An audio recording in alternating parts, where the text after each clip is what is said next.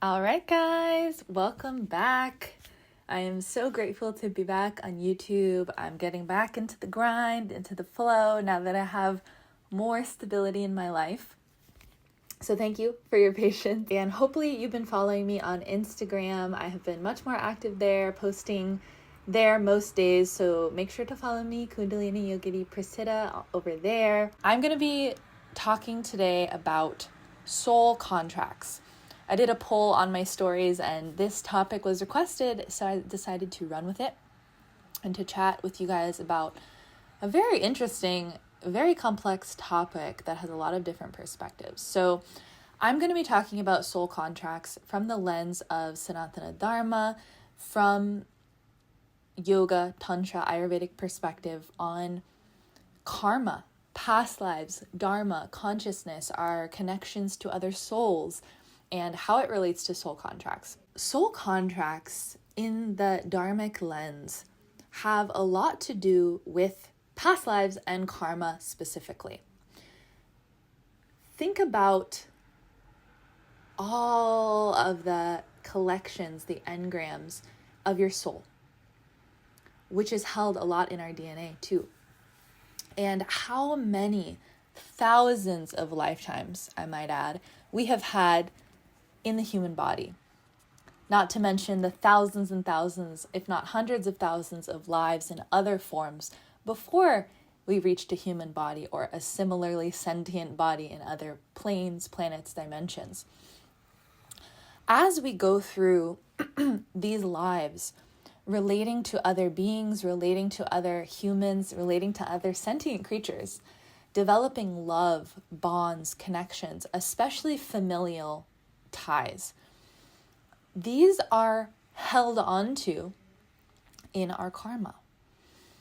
This is the reason why many gurus, many yogis talk about living a life without having children or without having a family. It's not to say that there's anything wrong with this, and this could be inherently written in your dharma and karma in this lifetime. However, it's something important to note that there is a karmic wisdom to that. The reason why a being may not choose to reproduce in an enlightened form is because they are freeing themselves from those type of soul contracts, those karmic relational contracts. When we have either a very intimate relationship with another being, or we have a familial love, duty, responsibility for another being, we create karmic bonds.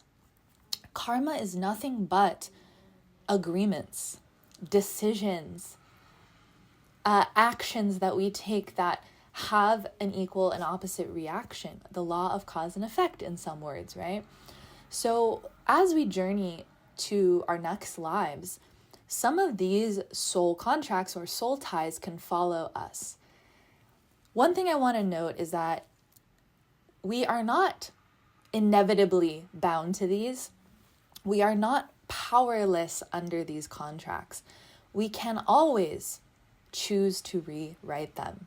This is why I like the word contract actually, because it is written by choice and can be rewritten. It can be re-signed again, right?